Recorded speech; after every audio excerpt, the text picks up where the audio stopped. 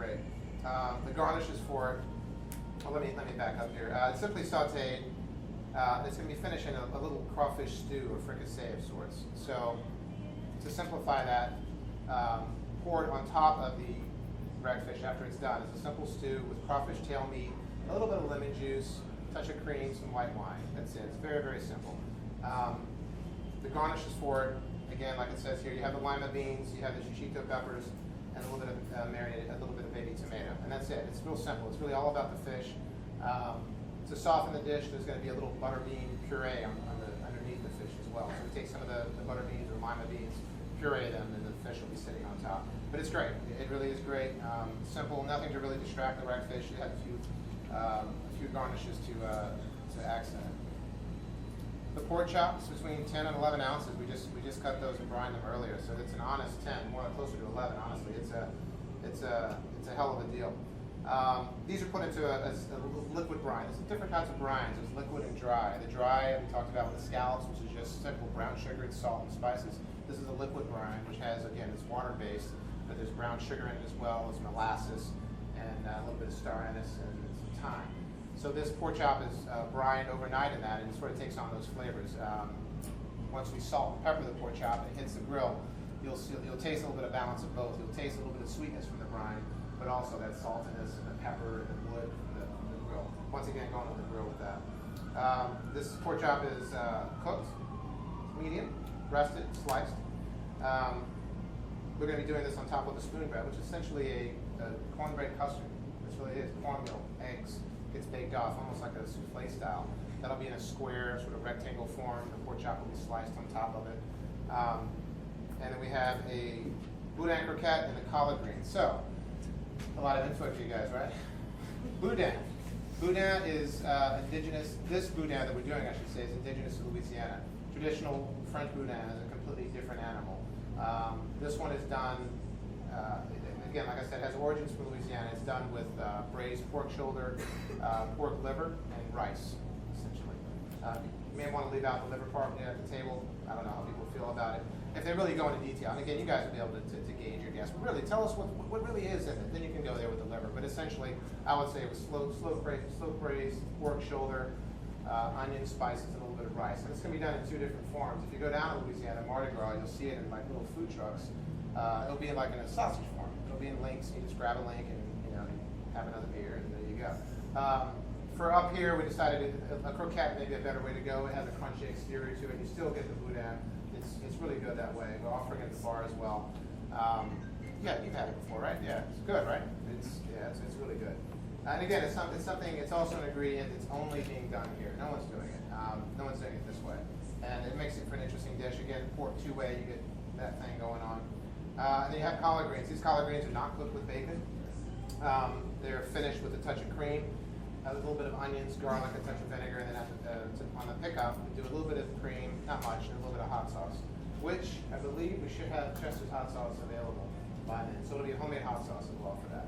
We'll get into hot sauces a little bit later on, but there's going to be Chester's working on. Chester's my old sous chef. He's crazy. He'll tell you that. He's right. Yeah, I'm crazy. He's crazy. Chester I've been spending a lot of quality time together. He's nuts. He's nuts. He's He's nuts. But he's very talented, and he's working on two different hot sauces for us now. Really a hot one, like through the roof hot, and then more of a milder green one that'll be more on the garlicky, herby side, so that the guests will have a choice of what they're in the mood for.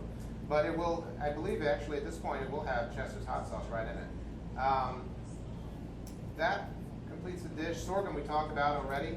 This is done in a molasses form, so the grains are just kind of fonded down. I'm not sure exactly how they do it, but they form it into like a refined syrup for that sorghum. So you have the two different sorghums on the menu. The popped version, which is in its glory as a grain, popped in oil, and then refined down and almost it resembles a molasses, just a little bit lighter than, and not as harsh as the molasses. So that's just drizzled on the plate for that, a little garnish sauce.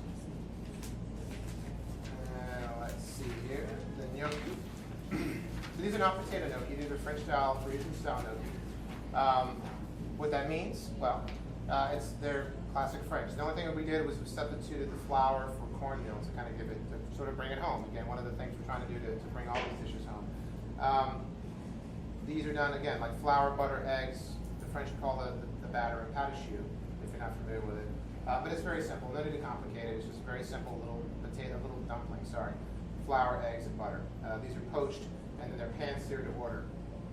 On the bottom of the bowl, we have just a very simple fennel puree, just slow-cooked fennel with shallots, butter, a touch of cream.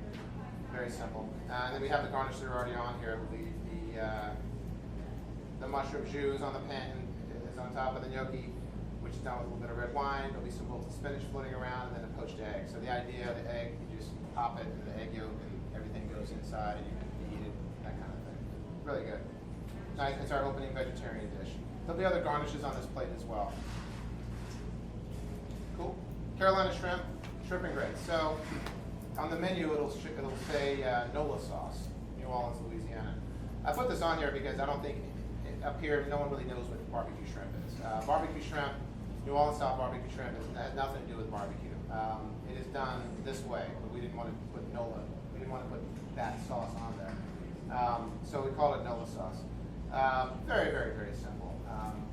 Like most things down in Louisiana, what they do is pretty straightforward. We're going to be getting the shrimp for this. They're going to be on a larger size with the head on, big 5 to 7s, as they call them, the sizing. They're going to be sautéed briefly and then hit with a crawfish stock. That's essentially the base of the sauce. Crawfish stock, a touch of lemon juice, a little bit of Worcestershire and cream.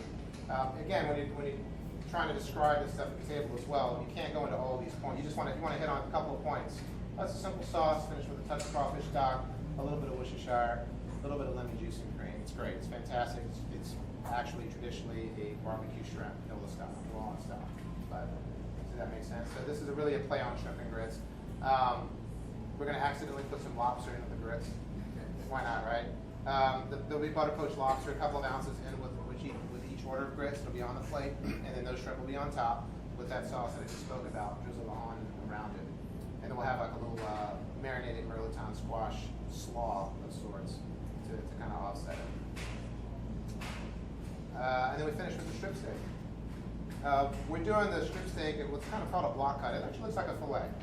So if you imagine a fillet, that's what it's going to look like before it gets sliced. More of a square block cut than your traditional steak that's kind of cut right across and just plopped onto a plate. We're doing this for a couple of different reasons, so we can get that nice sear in the pan and also let it rest and get some nice slices from it. We're not going to just put a steak on a plate. There you go. So it's done in that way, approximately about a 9-ounce piece of strip steak. The garnishes for it, we have roasted baby carrots. They're called thumbelinas. They're like this big, round, not exactly round, but essentially the same thing. They're roasted whole and then cut. You have that garnish for it. There's a Parmesan fondue, which is kind of a Parmesan cream. If they really want to know, it's egg yolks, there's a little bit of creme fraiche, and really, really good Parmesan cheese in it. It's great. It's like melted Parmesan on the plate. What's not to like, right? And then you have baby fried potatoes. These are very French. They're called the pommes dauphinoises. But they're basically, it's everything you wish a tater tot was. They're really right. They're remarkable. They're really good. It's light, airy sort of potato dumplings that get fried order essentially. They're little marble-sized balls. So there'll be 4 or 5 of those dancing. I had to eat the food the last month and a half. It really sucked. Yeah. All running around like, try this. I had 1/3 more cream. Like, it tastes as good as yesterday. These guys are nuts, and they're sitting with Bo too. It really is good. We love the steak dish. It's fantastic. And the homemade steak sauce. More ingredients than we even care to mention right now. I don't even know where to begin. I honestly have to look at the recipe for it. There's so many things going on with that. We can get to that later. It's a very good steak sauce. It's not anything even close to A1. Bo remembers that from the last place. So yeah, I think that's about it. I know it's kind of a crash course. We're going to be here answering questions, that kind of thing. I mean, I think it's just important to get those key points with each one of the dishes that you can hit on to sort of get them going in the right directions. Nola sauce, now you know. Crawfish stock base, a touch of lemon juice, a touch of cream. That's all they really need to know.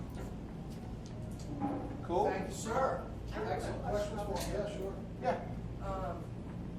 So you said that's the vegetarian option? Right. So it looks like the soft poached egg could probably be removed. Oh yeah, it's Because not order. Yeah, sounds- exactly. That's just really for it to complete the dish. It's not a problem. Pop it There's right egg off. in the actual gnocchi, right? Yes. So, okay. Yeah. Cool. Yeah. Just checking. Yeah, there is egg. Yeah.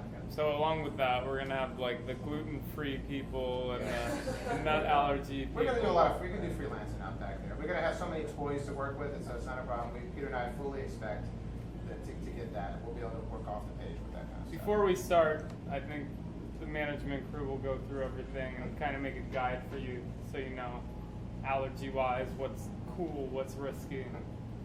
We will. All right. All right. Thanks, guys. Thank you. Thank you, you. Chef. Excellent. Sure. So hopefully one of the takeaways from that was Paul's passion and commitment to what we're doing here. I think I saw a lot of people nod when we're making the hot sauce in-house, we're making the steak sauce in-house, and we're going to try and make things. I think we're going to make darn near everything, from scratch. It's all coming in the back door, not composed, and everybody's here at the wee hours of the morning, taking it up to from beginning to end. So I guess the second half, or another big part about what we're going to do here is going to be the music, as we talked about. So I am on the Jazz Parlor stage for Emma, who just arrived. We talked about sort of having 3 component parts, kind of a bar program, bourbon-based cocktails on draft, great beer program, really strong program there, great new Southern cuisine, dining hall, kitchen, and then the Jazz Parlor with national and international jazz acts. So I'm going to ask my good friend Ryan to speak on jazz and what we plan to go here in the Jazz Parlor. Cool. Is that jazz hands? Yes. Sweet. What's up, everybody? How we doing? My name is Ryan. I'll give you a little background. I've been with the Bynums for, I think it's 8-9 years now. I started in this industry as a dishwasher, just like Harry. Worked my way up, and now I'm center stage. So, welcome everyone. Just as important, like Harry touched on, just as important as the food is the jazz experience. Something that's going to set us apart from other restaurants in this area, in Philadelphia in general, is the focus on jazz. It's not just going to be a background, it's a full-out effort. So, give you a little background on the Bynum establishments and the jazz music scene, so to speak. They started with Zanzibar Blue 25 years ago.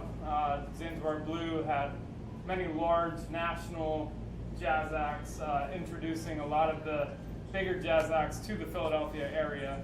We're going to go into the history of jazz in Philadelphia a little later, but Philadelphia used to be a focal point on the jazz map. Now, not so much. Jazz is kind of, it's kind of pushed to the side. We plan to bring it back on this stage right here, 6 days a week, Tuesday through Sunday. So we did have a few other restaurants with some music. Warm Daddy's started out as a blues place. It's now R&B and soul mainly. We have Relish, which is a smaller jazz venue, a lot of local acts. And Paris Bistro, which we do early hot jazz. Here, it's just going to be jazz all the way. So we're looking Tuesdays, Wednesdays, and Thursdays to bring in the larger jazz acts that are on their way in between Washington and New York. Hopefully they'll stop here because they don't have anything to do on a Wednesday, so why not come to Philadelphia and play? Jazz music does the same thing that good food does. It calms you down, it releases those endorphins, sets your serotonin off, gives you a feeling of paradise. Makes you feel like the world is okay for how many hours or how long you're experiencing that. I speak because I'm a disgruntled musician. Played music for a long time. I know all about that music high that you can get on stage or listening to some really good music.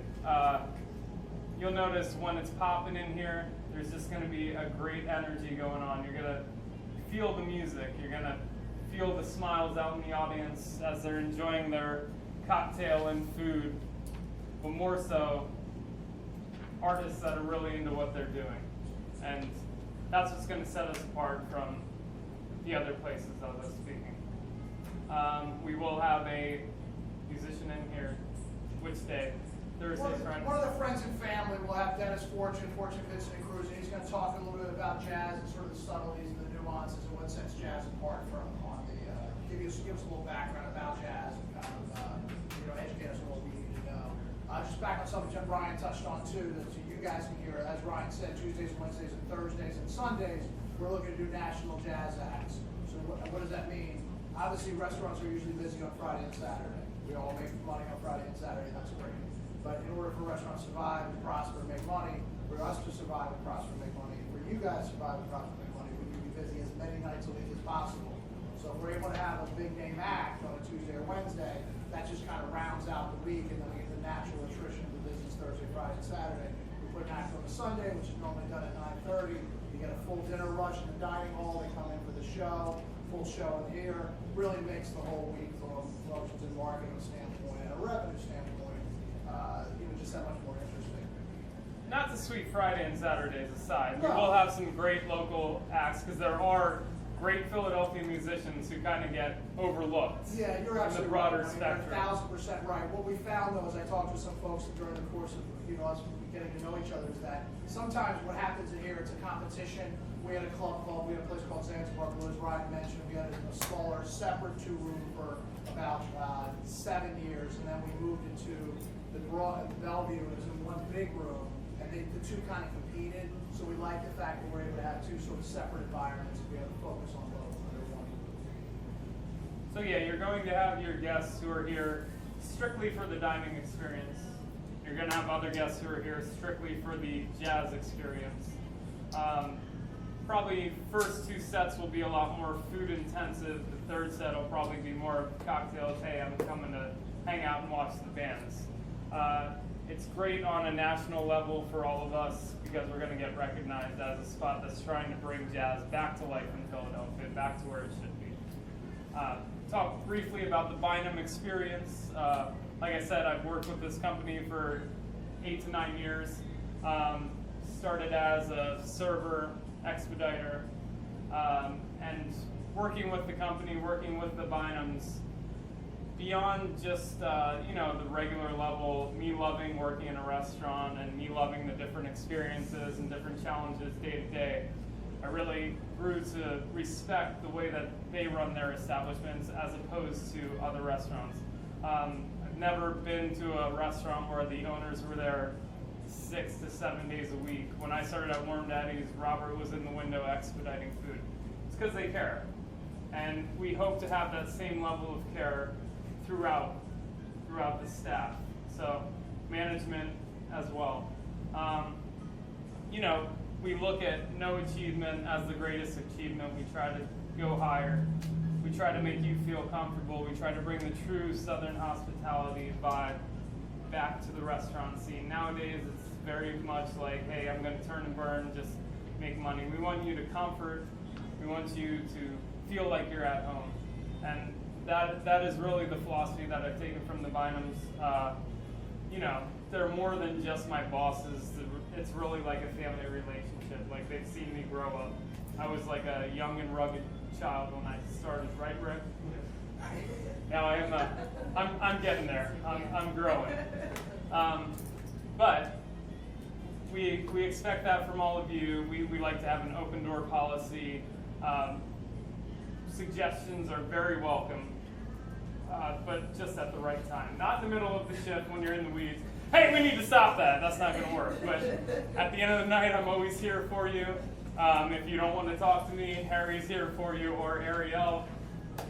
We try to stop you from just going to Robert because we try to handle things, but Robert is very open to any ideas to make this place function better. So welcome to the company, and we hope you can grow and help this place be as successful as possible. Thank you. Awesome, thank you, Ryan. So without further ado, we'll bring up, we've been hitting about the beverage program. It's going to be as serious as the food and the music. So I'll bring up Todd O'Connor, who's going to talk about management in general, focusing on the beverage program. We'll have a little couple subsets with Miles and Bodan talk about the cocktail, and then Todd will dovetail into marketing activities to make sure you guys know that we're doing our best to make sure we'll be busy. Thanks, Harry. Sure. Hey guys, Todd O'Connor. I don't know if I'm in frame here. You're in frame. my job is the bar. Obviously, you know, let me back up. Before, when you said, why are you in this business, or, you know, what does it, you know, it's great that you want to extend everything and everything like that. The bottom line is we all want to make money. And that's why I'm in it. That's why you're in it. It's just we choose to be hospitable, and that's why you're all hired. We all found something in you guys that extends that Southern hospitality, or even hospitality in general, and that's why you're part of the team. Now, my focus is going to be right when you walk in the door. You're going to either go, you know, left or right, and if you look right, you're going to be at the bar, and the bar is going to be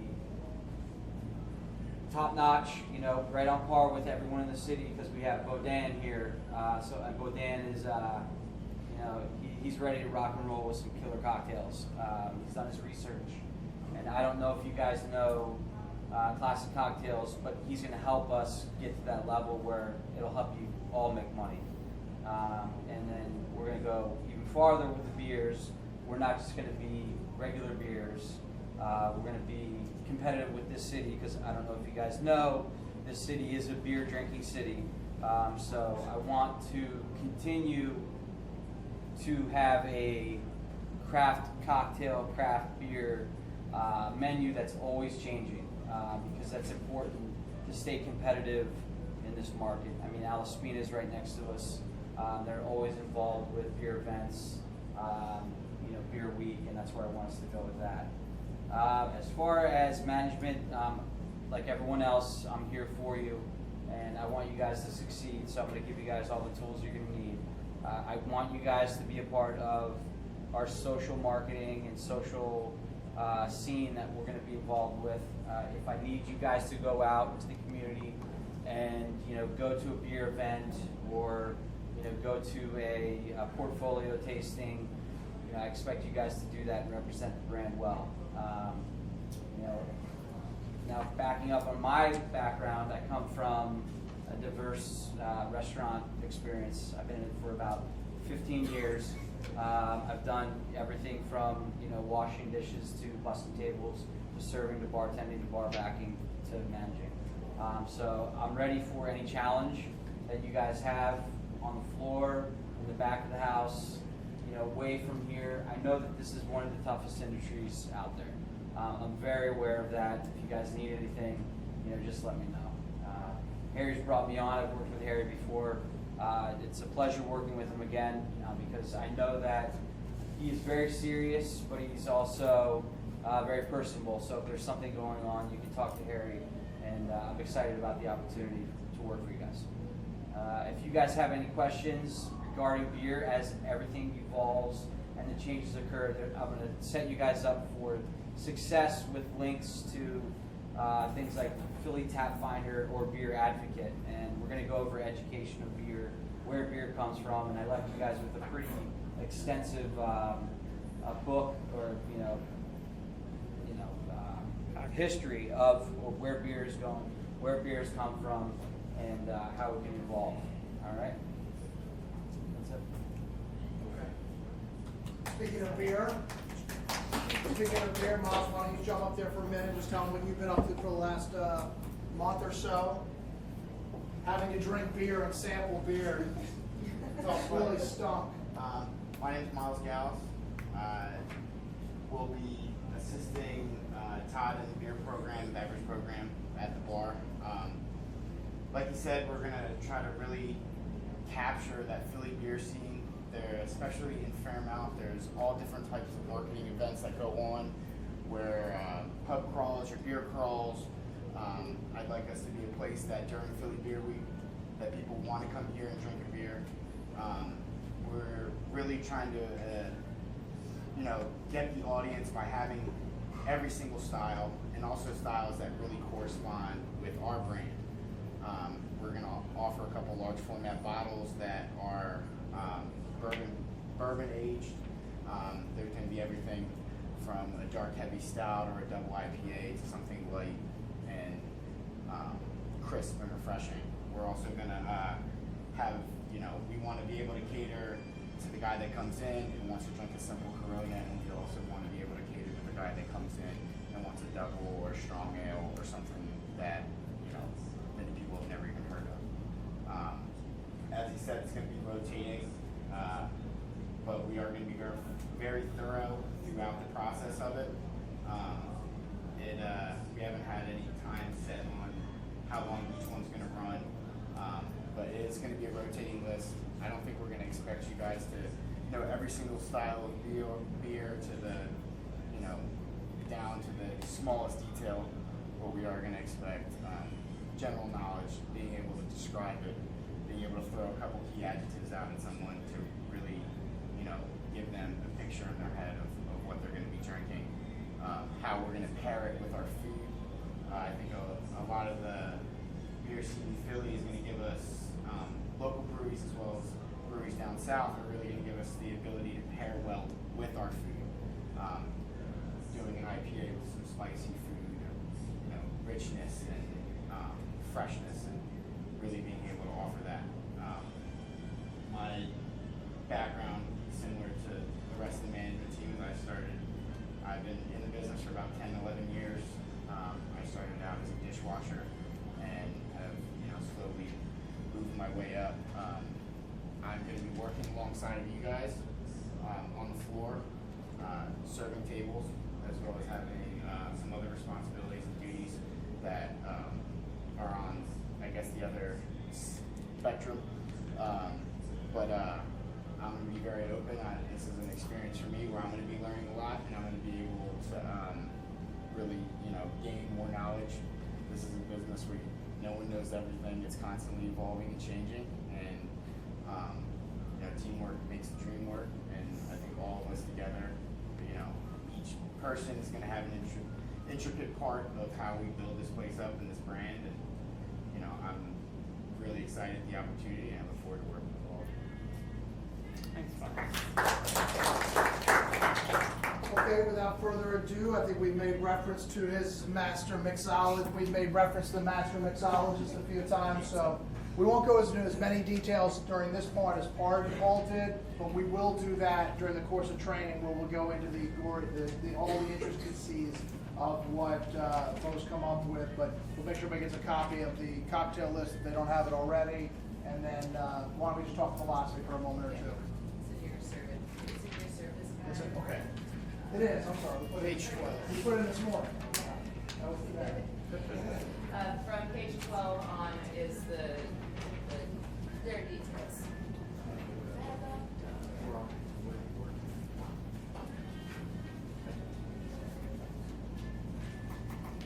Guys, my name is Bodan.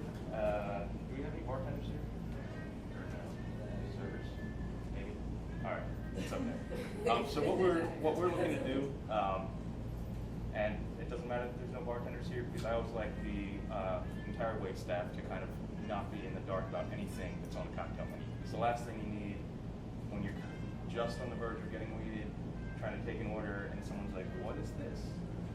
You gotta know. So anyway, what we're trying to do here is going for like a modern classic sort of mixology vibe.